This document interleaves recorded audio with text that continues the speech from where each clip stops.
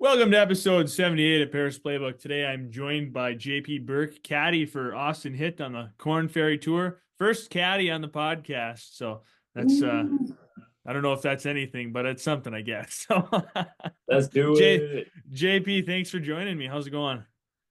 Alex, thanks for having me. It's going well. Yeah, Yeah. just relax, enjoying the time off until we head over to Savannah, Georgia next week. So looking forward to it.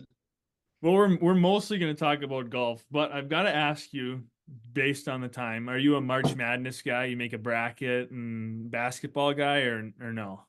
I'm a basketball guy. Just that's my favorite sport from growing up. That's what I played. But I'm a Florida State Seminoles fan, so it's basically I follow that. Like my level of interest in March Madness directly correlates to how good Florida State is. So given they missed it, I do have a bracket, but they're complete guesses this year. I have Carolina Yeah. winning.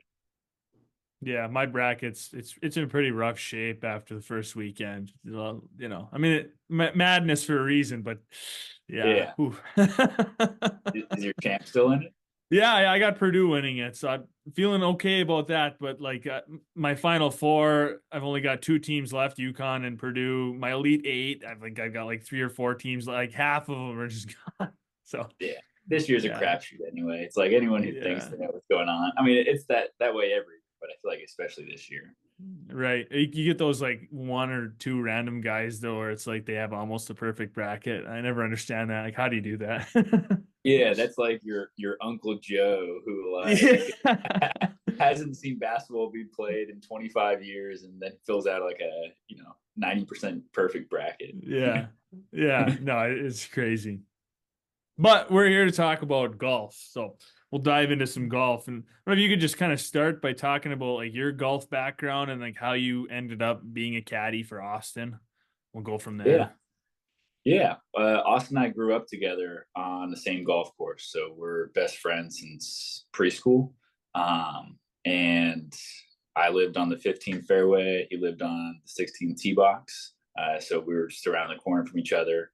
Um, and we both really didn't play too much golf growing up. He didn't start playing competitively till eighth grade. I played football and basketball all growing up. Um, so I never played competitive golf. He started playing eighth grade, freshman year, and immediately blossomed. His dad was like a Hall of Fame Division II golfer in Virginia, so he just had it in his blood. Yeah. Uh, but I've always loved the game, always followed the game, always played, Tiger Woods PGA Tour growing up. So I'm golf literate, but my golf game, comes in waves. There's sometimes I spend a lot of time with the game and it gets good, and then there's other times that, like the past couple of years, I haven't played much golf. When we're out on the road with the Korn Ferry tour, it's just caddying. It's not like I'm getting my bags out there and getting swinging. So yeah, like I know the game of golf well. I've been around it my whole life, but I'm definitely a better caddy than I am a player. So, like, at what point did you end up being a caddy? I mean, I feel like most kids don't grow up and be like, someday I want to be a caddy. Like, I don't know. I feel like kids are like, yeah, I want to play professional golf. I want to be in the NHL. I want to be whatever. But I Right. mean, maybe that was your dream. I don't know. You can tell me if it was. No, I think my dream was to play in the NBA, and then I stopped growing after eighth grade. That quickly, I saw someone dunk for the first time. I get, I know I can't do that, so maybe that dream's passing by. But I don't know, like ever since my NBA dream vanished, I've never really had a dream career. I knew I wanted to have fun and travel around. We're both from Florida, um, and hadn't been outside of Florida too much. So when I graduated and all throughout college, I was traveling elsewhere. So leaving college, I would just get a different job each year, move to a different spot. So um, I was in now I'm in Washington. I'm in Tacoma, Washington now, but previously it was in Seattle when Austin invited me to come out to caddy for him in one of his Latin America tour events. And I was working another job at the time, so I took a week off of of work and sent it down to Guadalajara, Mexico, and we finished second in the very first tournament we did together, and we just had a blast. It's like, I mean, I was learning to caddy during the tournament, but I mean, I know how to have a great time with my best friend, so that kind of provided him a solid environment to play. So that was a blast. Oh man, let's do it again next year. So the next year I took another week off work. We went to Bogota and we finished second in that event as well. So after that event, the joke of, oh, you want to do this kind of started turning into like, you want to be my caddy, dude? Like, Yeah. And then it wasn't until the next week he qualified for the Korn Ferry Tour, and that's once I started to take it seriously, just because I got to pay my expenses as well. So once he got to that level, it's like, okay, this is a little bit more of a reality. So that's when I told him, okay, I'd like to officially put my name in the hat to be a caddy, and he immediately accepted. So we finished out the Canadian Tour season last year, the final 2 events. Then we had the Offseason, and then this is the first full year as his caddy, and I'm having a blast. It's been so much fun.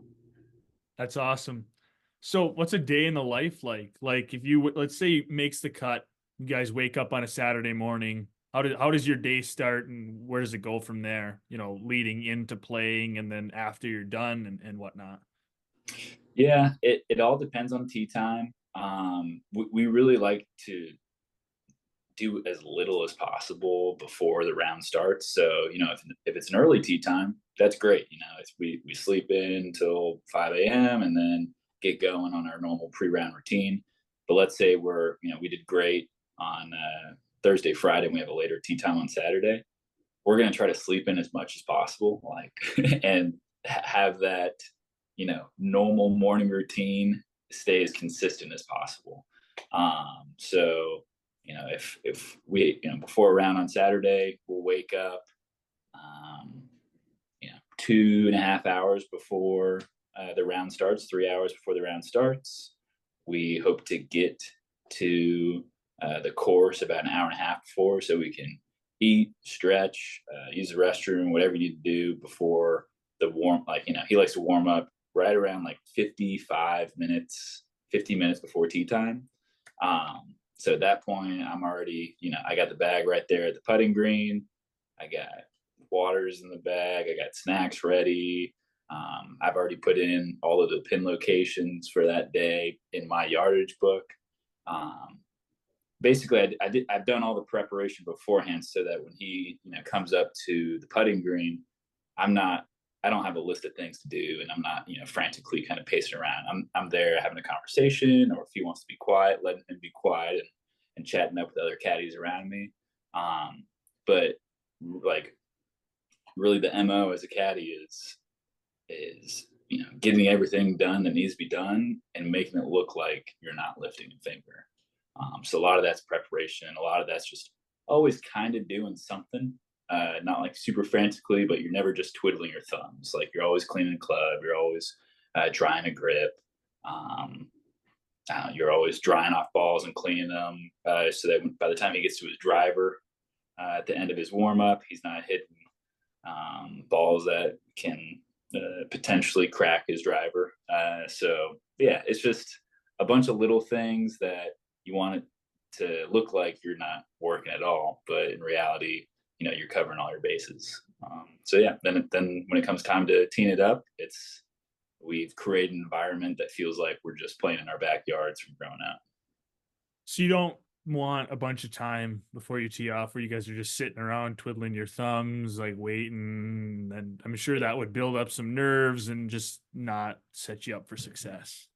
Yeah, exactly. It doesn't matter when the tee time is. We're going to show up with just enough time to eat, restroom, warm up, tee off. Like, no lollygag time. The more you're just kind of I don't know, farting around beforehand, that's yeah, it's just it's like just like a pre-shot routine. If you're waiting for people in the fairway, you're not going to stand over your ball and just kind of like wait and wait and wait over the ball, spend plenty of time over it. You're going to wait to start your pre-shot routine until they've left the fairway in front of you, and then you begin your pre-shot routine. So kind of the same thing for us. It's like it really doesn't matter the tee time. We want to arrive with just amount of time so that we can get that rhythm going right before we tee off.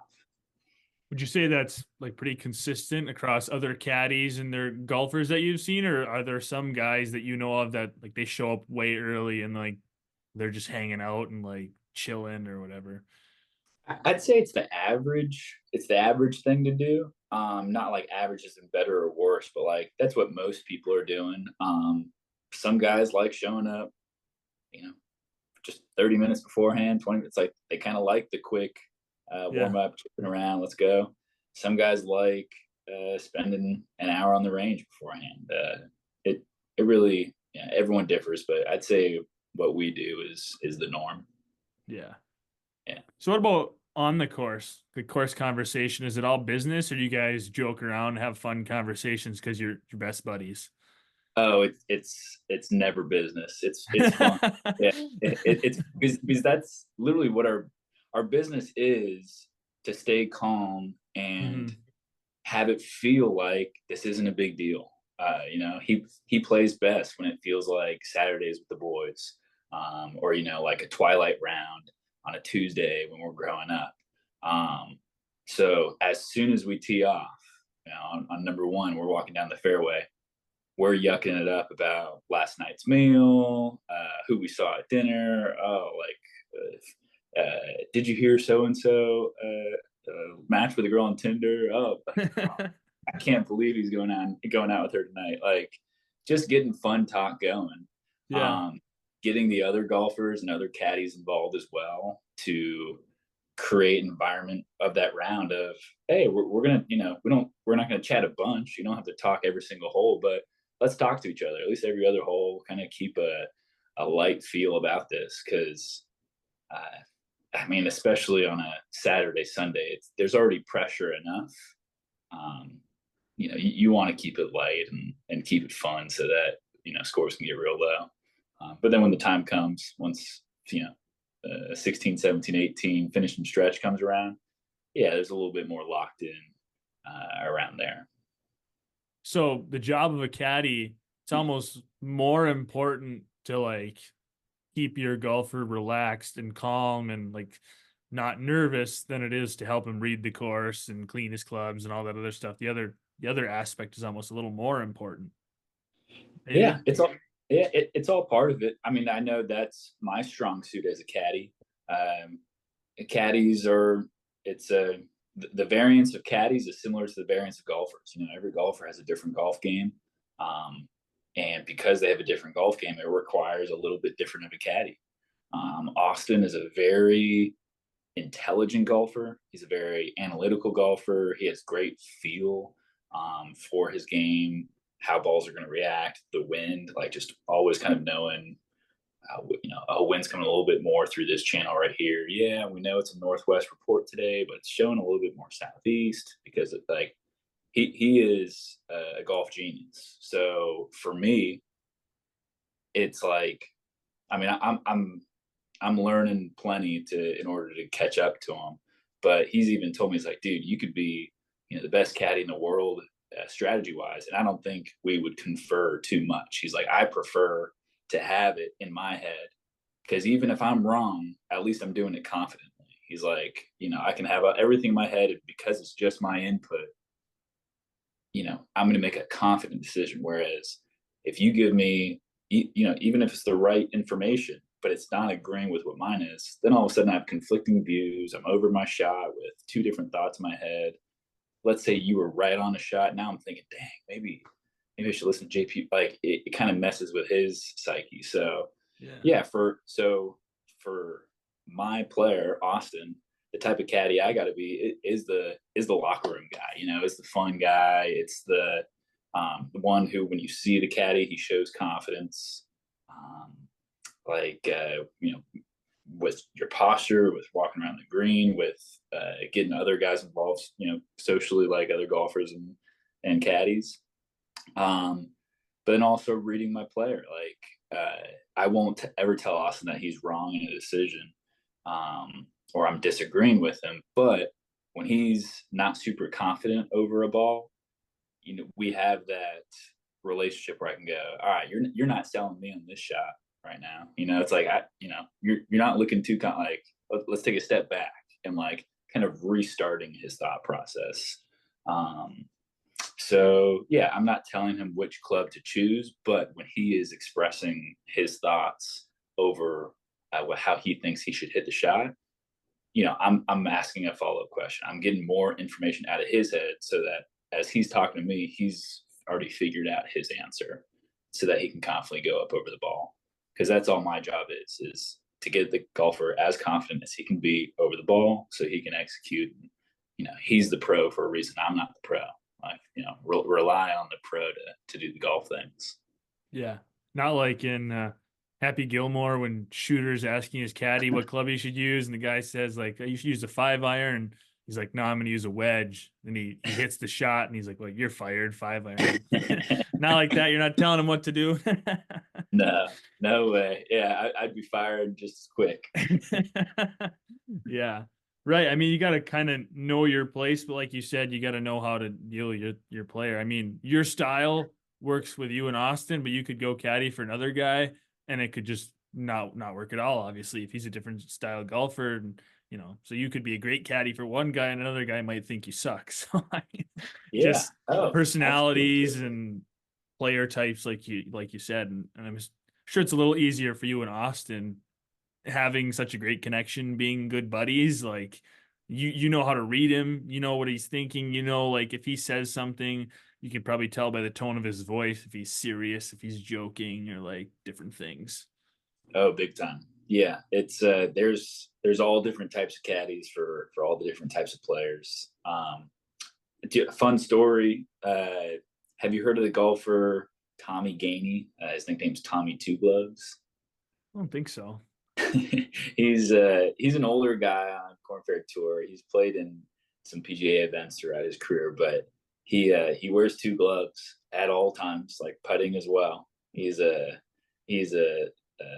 smack talking South Carolinian dude, so he's just such a character, and he doesn't read any of his putts. He doesn't choose any of his shots, like nothing. He will like have the club in between his arms, kind of just like staying cross-armed at the tee box, at his approach, at his putt, and like literally will wait for the caddy to do everything. And he goes, all right, 7-iron, we go in 90%. Let's do it. He goes, well, all right. Pulls the club, like has 5 seconds of pre-shot routine, and or putting.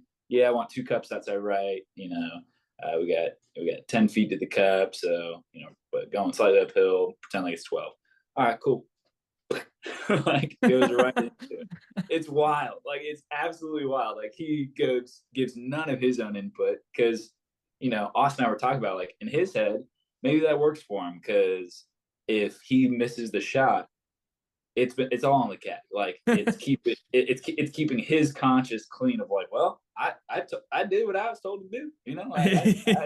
I executed the shot. So it's like it's literally there's a huge spectrum. And then there's Rory McIlroy, one of the best players in our game the past 15 years. He has one of his best friends in the bag. So it's like now that guy's an awesome caddy, but when he was first on, it's like, what's he gonna tell Rory? So yeah, it's like it's a giant spectrum. But at the end of the day, our job, like our only job, is to give the player their best chance of playing good golf, and that comes in many different answers. I'd hate to be the caddy that is like in charge of everything because all the pressure's on you. I mean, I would feel bad if I was a caddy and I kept making reads or like telling him clubs, and then like he kept missing shots. Like I guess I'd feel like it was all on me at that point. I don't know. Yeah, exactly. Like I don't think. I mean, I know just because of my golf intelligence, I wouldn't do super well in that situation. But also, like I don't know, like sports philosophy. I don't think I even agree with that. It's like I want the player to be confident. I want the player's mind engaged. Like if it's basketball, if you were just like like, okay, you're the corner three shooter. You're always gonna be sitting like, you're gonna be in the corner right in front of your team's bench, and you will like, and the ball comes to you, you're only gonna shoot it if your coach says, "All right, green light." Like Yeah. it's like, no, you kind of have to have that instinct. You kind of have to have that Right. confidence. So if you have that hot hand, maybe you have a little bit overwhelming confidence and you'll heat check. Like I don't know, like I what I lack maybe as golf strategy, I definitely have in sports philosophy and getting guys jacked up to play their best. And it's like, um, if I was Tommy's caddy, I think I might nudge him to make some more decisions himself. It's like, Right. dude, Yeah. Push him in that direction a little bit. yeah, you're the man. You got this far in your career Yeah. for a reason. Like, make a decision. Right. Yeah. Pump his tires a little bit, boost him up Yeah, there. Maybe that's what he needs, a little bit of confidence to make his own decisions. But like you said, he's got a clean conscience. So I guess if that works for him, then do exactly. you, man. And he's a pro. He's became a pro because all the decisions he made. So who am I to say? But Yeah. it's just kind of paints a funny picture of the the different type of player caddy relationships. Yeah. Yeah. It's funny. So, where's the your favorite place so far that you've traveled with Austin, going to different, tournaments? Ooh, I would say Bogota, Colombia. Having been there twice now, so once from the Latin America tour season last season, and then the first stretch of this Korn Ferry season. Um, I mean, it's incredible. Like aside from the altitude, which kind of affected me this past time around, it just makes you exhausted at all times. Um, I love speaking Spanish, so I'm gonna have a bias towards all the Spanish speaking countries. So I love practicing Spanish there. Obviously, your dollar goes way further when you're in Colombia. So you can just you can live a little bit, especially on that caddy's pay. It's like you live a little bit more just relaxing, and the food is incredible. The people are great. Like I, and I found this with really anywhere you travel. It's like if you just have you give a little bit of your best, best go at their language, or kind of switching the roles of them not knowing any English. So you give a little bit of your Spanish. They only return that with so much kindness and patience and like legitimate interest in you. Um, yeah, it's like all of my favorite caddy relationships has mostly been speaking Spanish. So yeah, Bogota over the other Latin American countries, just because it's just hard to like. I don't like. It's something about like their grit. It sounds so weird, but like it's not an extremely nice place. Like Bogota is a nice city, but like there's still a little bit of that grittiness to it. Like, this is kind of a sketch area, or like the fact that like you got to be a little bit more like you're extra focused whenever you're traveling. It adds to the adventure a little bit. I don't know how like else to say Yeah. it. It's like it's yeah, you got your little adventure hat on. It's fun. No, I get that. It's kind of like if you go on a trip and like something goes wrong, like obviously you don't want anything to go wrong, but now you've got that story to tell, and that trip stands out in your memory for some reason. Like it's kind of a similar thing. Like yeah, that makes sense. At least to me, Yeah, it does. and just seeing how they live, like Yeah. the golf clubs there, like the golf communities are full, like way different than back home. Like in the U.S., it's like oh, you go to a golf club and they got like the restaurant there. Maybe they have tennis courts, but you mostly come to the course to play, practice a little bit, and then go home. In Colombia, their courses are like full on communities. You come in through like a really, it's all fenced around. When you get into the community, it's like they'll have 8 different tennis courts. They have inside the clubhouse, there's 2 to 3 restaurants. There is an indoor pool. There's an outdoor pool. There's daycare for the kids. It's like you kind of go to the golf course to like spend the whole day there.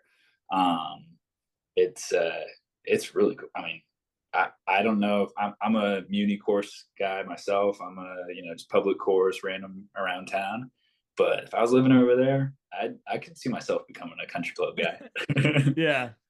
Just because of the different kind of vibe of the country club there compared to kind of like what you Yeah, were describing. Everyone knows here. I mean, yeah, it's a legitimate community. It's like they're yeah. very proud of their clubs, and it's not uh, nearly as like extremely high class. It's like it's a little bit more like they have, at this club in Bogota, they had like 4,000 members. Like it's a big Wow. club, so Yeah. a little bit more welcoming. Yeah, that's definitely pretty cool. So, can you give us a quick update on Austin's season on how he's doing? Yeah, it's been an awesome start for Austin. Going into this Corn Ferry season, we didn't even have the whole season guaranteed to us. It's like we had conditional status. So basically, we had between the first 4 and 6 tournaments guaranteed to us. Um, but right off the bat, he finished 11th in the first event in Bahamas, and that got him the full season unlocked. They got him health insurance. It got him just obviously way more job security. So right off the bat, we're like, all right, we're playing the house money at this point. And then he finished 11th the next 2 tournaments. So the first 3 tied for 11th. Boom, boom, boom. Um, so now 6 tournaments into the season, we're at 23rd in the points list, which is awesome. It's top 30 at the end of the year, get promoted to the PGA Tour. So obviously a lot of golf still left to be played, but an awesome start to the season. Yeah, no, that's definitely it's a place you want to be because I mean you're in a good spot where if as long as you kind of keep it steady, maybe climb a little bit, but even if you don't, as long as you kind of keep it steady, you're in a good spot. You can probably have a couple of bad weeks and you got a little bit of wiggle room where you could then bounce back and it's definitely a good spot to be and less pressure to like being top 5 and then you got a lot of pressure to stay top 5 or Oh man, whatever. we're going for the top though. It's like if you ain't Yeah. growing, if you ain't growing, you're dying. It's like, Yeah. yeah, as awesome as staying steady at 23rd sounds, we we have our mindset going to the top of the leaderboard just because Yeah. you can relax you can relax a little bit when you're first in the points list late in the year, Right. but when you're 23rd, that gives a lot of anxiety. That's Right. getting right, Yeah. Yeah. I suppose right on that bubble. I didn't think about that for the end of the year, how more stressful. Probably being in the top 5 right now is a little more stressful, but if you work your way up to the top towards the end of the year, that's obviously where you want to be, and winning it is obviously the goal. You want that first. Every guy's competing for that. I mean, there's nobody that like goes into a golf tournament and is like, yeah, geez, I mean, as long as I get 50th, I'll be happy. Like nobody No, nobody yeah, says that. we want to play like some guys take tournaments off throughout the year, strategic rest breaks and stuff. We're playing every tournament and we're wanting to win every tournament. It's yeah, we're going all gas no brakes for this season for sure. Yeah, I mean that's how you got to do it. I Yeah, mean with every sport, that's the way you should do it. I guess if you're not, then what's the point of playing it? If you want to just play it for fun, then play in a men's league or something like. yeah, I don't know.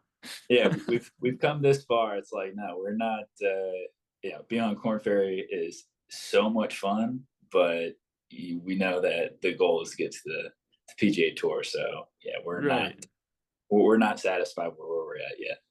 right. It's a building block. It's a stepping stone. It's a way to get to the PGA, and for some guys, I mean, they make a career of playing on the Corn Ferry for a while, and that's great. And that's awesome. But if you can get to the PGA, why not try and get there?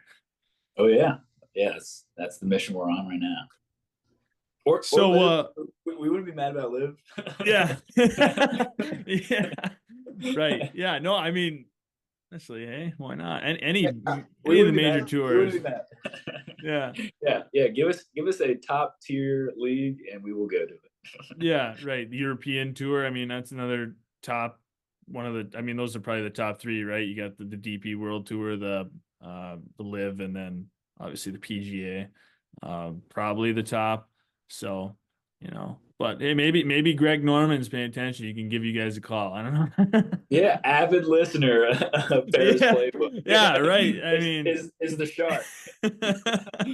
this is all where it came from. Fan the shark, fan of the podcast. Yeah, that'd be something. I highly doubt it. I very highly doubt it. He's one of the 10 listeners that he's one of the 10. Oh, now coming in, Greg Norman. All right, Yeah. sweet.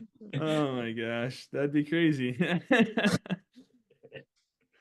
Yeah, you can tell by how we're laughing how ridiculous that is. That is ridiculous. Hey, But hey, all gas, no brakes. We're yeah, we're in yeah. the we're in the season of all gas, no brakes. Come on. Yeah, exactly. Got to be like that with the podcast too, you know.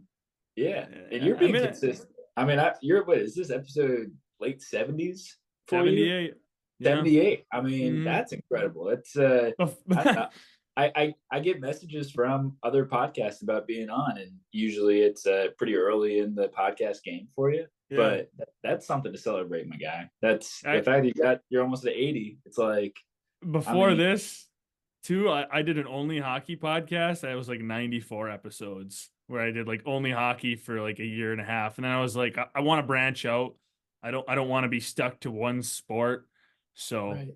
I mean, I love all sports. I like interviewing people from anything and especially sports that I'm not as familiar with. You learn something new and it's like amazing. I mean, Yeah, and you're a good interviewer. It's like oh, that's thank you. views and listens is one thing, but you're owning the skills right now that Yeah. makes a solid podcaster or any sort of TV personality. So it's Yeah. Well, thank no, you. I appreciate yeah, that. I'm definitely a fan. Yeah. Well, that's awesome. I'm glad to hear that. So, what do you do in the off season? You know, when you're not a caddy now that you've kind of transitioned to that. Yeah. Well, this past off season, I was a greenskeeper at Chambers Bay, which Chambers Bay is 20 minutes from where I live in Tacoma. It's in University Place, Washington, and it's the home of the 2015 U.S. Open. So when Jordan Spieth won the U.S. Open when he was 21 years old, it was at Chambers Bay, and so I was greenskeeping there for the off season, and then I just did my first caddy loop there 2 days ago. So the hope is that when I'm intermittently here through the season, like throughout the season, you know, a couple weeks, here and there, I'll be caddying over there. But then this coming off season, I'm just going to be there every day. So whether I'm greenskeeping or caddying, I'm just going to be one of the dudes at Chambers Bay. So staying in and around the game of golf. Yeah. But you know, obviously there's a difference between a tour caddy and a club caddy.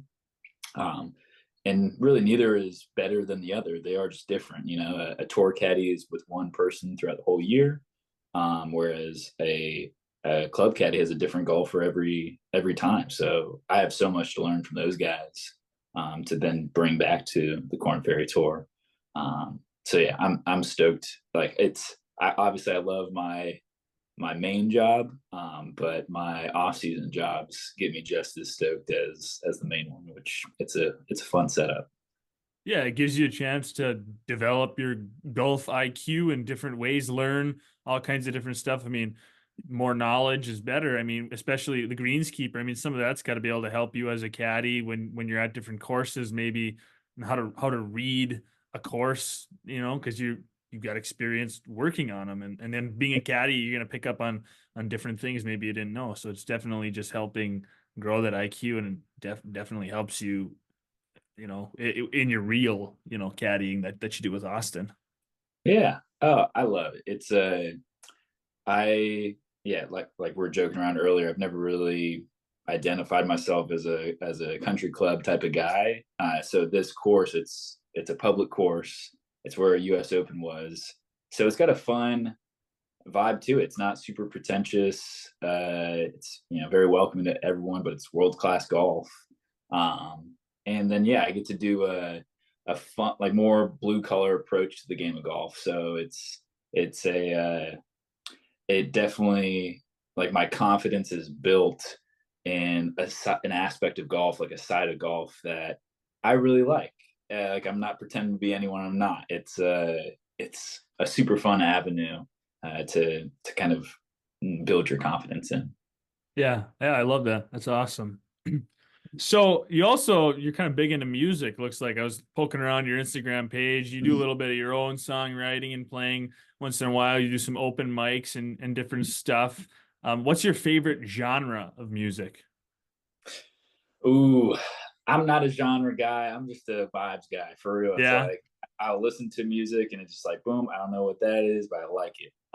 Like my favorite two artists is the Grateful Dead. So I got the Dancing Bear on, but then also like Mac Miller. So like I don't know, like jazzy emo vibe rap, like yeah, uh, with mix of Kanye West, the Beatles, like Lumineers, Zach Bryan, Kendrick. It's like I'm kind of all over the map, but yeah, whatever gets me my feels, whatever gets my like the blood pumping a little bit. It's like whatever emotion I'm feeling that day, I like to match my music choice with that. yeah. Yeah, dude, I Beatles, love. eh? Oh, very nice. Let's go. And I You a can't say Beatles I'm guy? a. I love the Beatles. Yeah, like they were. I don't know. Maybe not last year, the year before. They were like my top listened to on Spotify. I just feel like if you dive deep into the Beatles, like not just the stuff you hear on the radio or whatever, but like they've got so much good stuff that Yeah. like people don't know anything about. If you dig a little bit. Do you listen to them like by album, or do you kind of just listen to their playlists? Like, how do you kind of attack the Beatle discography? I went through and I pulled songs from every album and kind of just made my own like Beatles mosh posh. It's like I don't know, 100 and some songs, Beatles songs, and sometimes I'll just put it on shuffle and see what I get. But like they're all so good. Like What's a Beatles song that you didn't know going into this year that you're stoked that you do? Like one that's been getting some repeats. um, let me think about that for a second here. Yeah, Um, that well, kind there's of a thing. few like that like I didn't. I mean, like I knew, but they've become my favorites. Like I love Octopus Garden and Across the Universe now, and I feel Um, like you don't hear those on the radio. But then the album, what is it? Is it Revolver? I think oh yeah. like like Dr. Robert and a few of those ones like those ones slap. Hey Bulldog, like Hey Bulldog a lot. Mhm. Um, All Together now. There's Yeah. a lot of good stuff. I I mean, love that you mentioned Revolver. Revolver's a sleeper of an album, dude. That's yeah. Oh yeah. for no one. It's like track like 9 or 8 on that is one of my favorite deep tracks. It's got like a French horn in it that comes in 2 different times throughout the song. That like when it comes in, it's like let's go. Like, it evokes the emotion big time. Actually, I've been huge in my life recently too. That's one I've been really big on. Like Dang, you I don't must know be I don't going. know You why, must be but going through it in your life right now, dude. You, no, I don't know. I just think it's a you need great to it's a talk about great your feelings. song. Yeah, I just think it's a great song, and like if you listen to the lyrics, like it's well written. Like I don't know. Big Like the time. Beatles have some of those like I Am the Walrus where you're like, okay, he was definitely high, just writing random garbage. It means nothing. But then like some of their other songs, like he really does they got like a deep meaning to them. I mean, Oh both yeah. sides of the spectrum. Ooh, fun fact about I Am the Walrus. You hit the nail on the head. It that song doesn't mean anything. It's Yeah. they sing a bunch of different non sequitur lines, and they wrote that song because they were tired of everyone trying to dissect each of their lines and what does it mean, what so they wrote Yeah.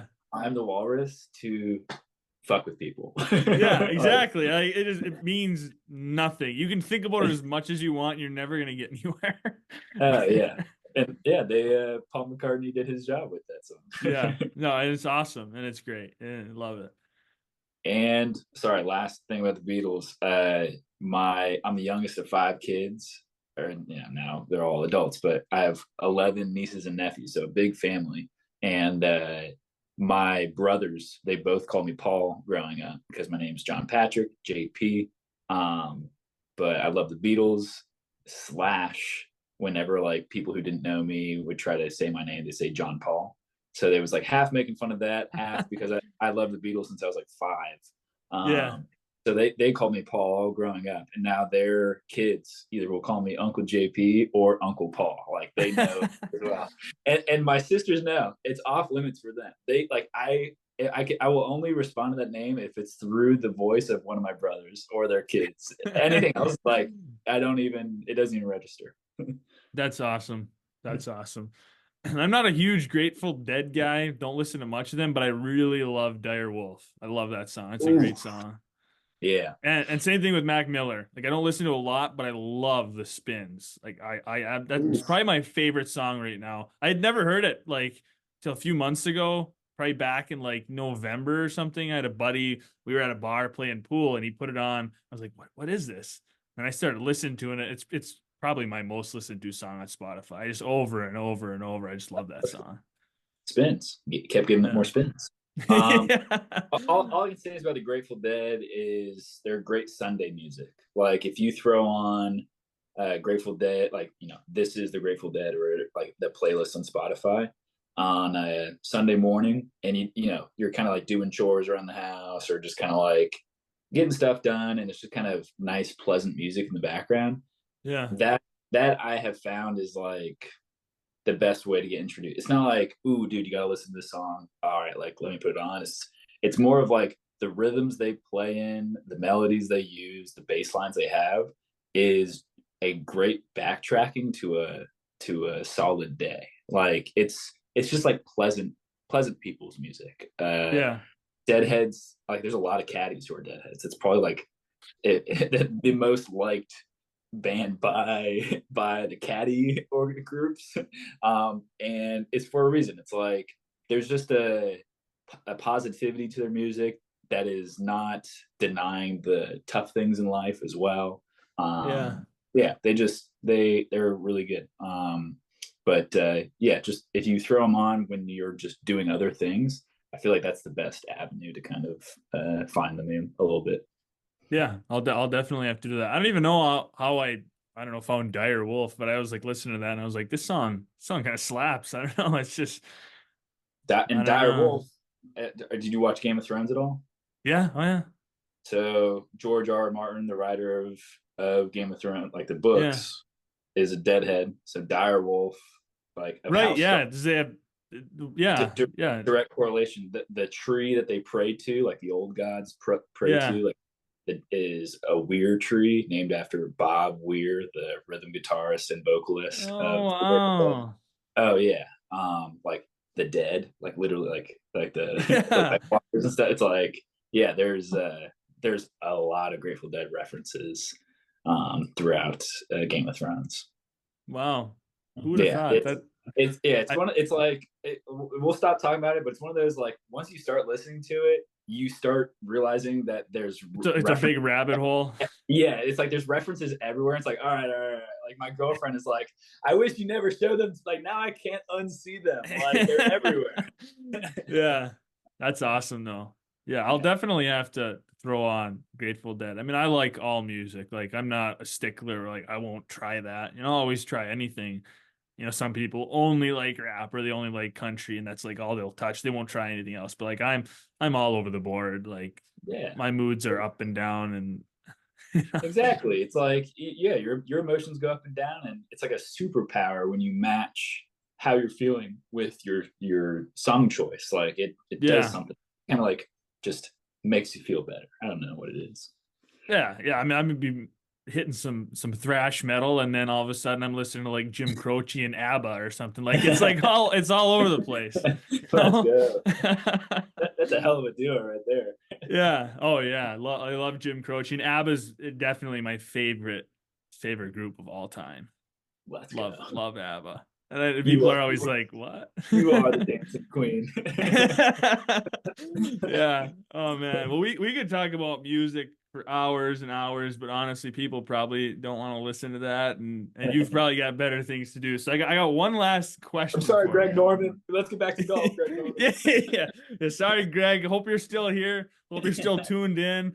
Hope you like the Grateful Dead. But to end it, if you could caddy for anyone, I mean, it doesn't have to be a pro golfer. It could be like a celebrity, like they're doing a pro-am or whatever. Like just anyone ever. Who would you caddy for? That might be a hard question. I don't know. It could be hard to narrow it down, or maybe it's super easy for you. I don't know. Well, I mean, it's definitely influenced because I'm listening to a book about him right now. But Phil Mickelson is like, the, I mean, he is just such a like strictly because of how quick-witted and like I can listen to Phil Mickelson interviews forever, like all day, every day. Like he is so funny. He's like between like all the guys seem to love him on tour. Like if they don't, it's more of like, oh, that guy just can't shut up. But like, hey, if he can't shut up and he's saying things funny consistently, I'm all for that guy talking. Plus, he's the second greatest golfer in my lifetime. Mm-hmm. He's the oldest winner of a major ever. So, to have the longevity of a career and also the how strong his, peak performances are, with just a mix of a little bit of bad boy too. Like he's a little edgy, he's a little racy. And, I think I would have a blast caddying for Phil. Yeah. You don't want a caddy for John Daly? Just got to bring your, 24 pack of Diet Cokes and a pack of cigs for him and make him happy. Yeah. I don't know. Yeah, that's some of the dark arts right there. I mean, John Daly's the man, but I don't think I'd want to be his emotional caddy throughout the round. Yeah. I wonder what life is like as John Daly's caddy. I don't know.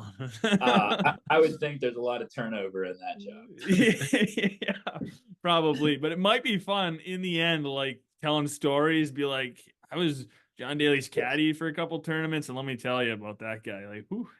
Oh, big time. Yeah, that caddy would have a career's worth of stories within 2 weeks of caddy. Oh yeah, definitely. Actually, I got one more question for you. Maybe it's the same answer, maybe it's not. But who's your favorite golfer ever? Like growing up and everything. Like who'd you just love? Yeah, it's got to be Tiger. I feel like anyone born after 1990 and says something differently is just trying to be different. Like how can it not be Tiger? It's similar to like LeBron James of basketball. It's like he's kind of hard to hate. Like if you truly appreciate the sport, it's hard to hate him. It's like for someone who came into the sport with such high expectations, how many times do we hear like, oh, is this the next Michael Jordan? Is this the next? And like LeBron came in with those expectations and succeeded throughout his whole career. Tiger coming in with the expectations, golf was in a tough spot, kind of after Nicklaus and Tom Watson and Arnold Palmer, that whole incredible era going down. There was a little bit of a lull in between, and he, saved golf. He increased purses by, tenfold, sponsorship money tenfold, and all doing it with swag. It's one thing just to be like an elite golfer, but to do it with just like, I mean, I remember immediately wanting to go out into like the backyard and just swing some clubs after watching Tiger at Bay Hill or at like the Justice or like at the Masters. Of course, like growing up, it's like everyone wanted to be Tiger. From different, like he made golf cool. Before that, golf wasn't cool, no matter how good you were at it. But now you can throw on a red shirt and black pants, and if you got a smooth swing, it's like, who is this guy? Like, he looks just like Tiger. Like it's I feel like anyone who doesn't say Tiger would be lying. Yeah, right. Like you said, they're just trying to be different. I mean, it's kind of hard with most sports to not at least like somewhat the guy that's at the top, and I guess unless like I know there's a lot of Brady haters. Like I was a Brady hater, but I was more just like I was sick and tired of like the Patriots winning. It was like I wanted to see somebody else win. But like now that Brady's retired, I have a lot more respect for the guy and I like him a lot more. So like I guess I can see that, but otherwise it's like, even if you don't like them, you have to kind of respect the game, you know, like, Yeah. Um, and acknowledge that they're the best. exactly. Like, I'm not saying I want to go get a beer with the guy or like hang out, Yeah. like, you know, like, I mean, I Yeah. would, I would, but like, you know, he has his, you know, personal baggage and weird quirks and stuff. Everybody But does though.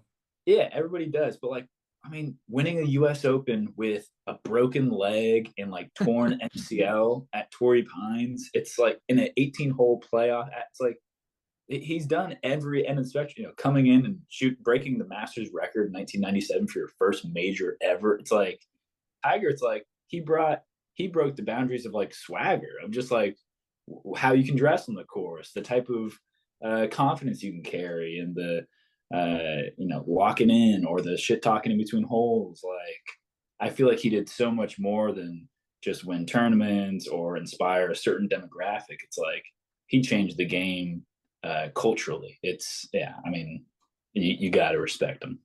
Right. Yeah, exactly. And it's no argument that he's not the best. Like anyone who argues that, right? Like, you know, it's just like there's no point. Like Yeah, there's certain ones where it's you like the can same person argue who it. says like Bill Russell's the greatest. Like, if people are saying Jack Nicklaus is like, yeah, Bill Russell's the goat NBA player. It's like I like to I do that just to piss people off. Like I'm not gonna lie, like I mean I don't honestly believe it, but like you can get under some people's skin, like buddies or whatever, they'll be like, yeah, Bill Russell's the greatest. I mean, if we're going by championships, I mean 11 championships. 11. yeah. Yeah. And I Robert Ory's the third greatest then by that standard. yeah, exactly. Casey Jones, Yeah. Robert These guys are Ory. the goats. Jordan doesn't even crack the top 10 here. Okay. Let's think about this. All right. Yeah, exactly. And for a little while, I was the guy that was like, Joe Montana is the greatest quarterback. He's better than Brady. But then once Brady kept winning Super Bowls, I was like, yeah, okay, that argument's kind of dead now. Like, Yeah. it was alive for a little bit when they were equal. Maybe when Brady had like one more, you could still argue it. But whatever he had seven or whatever. Like, okay, Yeah. you can't And do that. now we got Mahomes to watch, which is Yeah.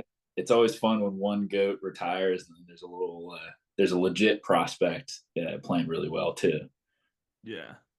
Exactly. It makes the game fun. It's not fun if there's one guy who's the greatest and nobody's ever gonna even like attempt to beat him or like come close.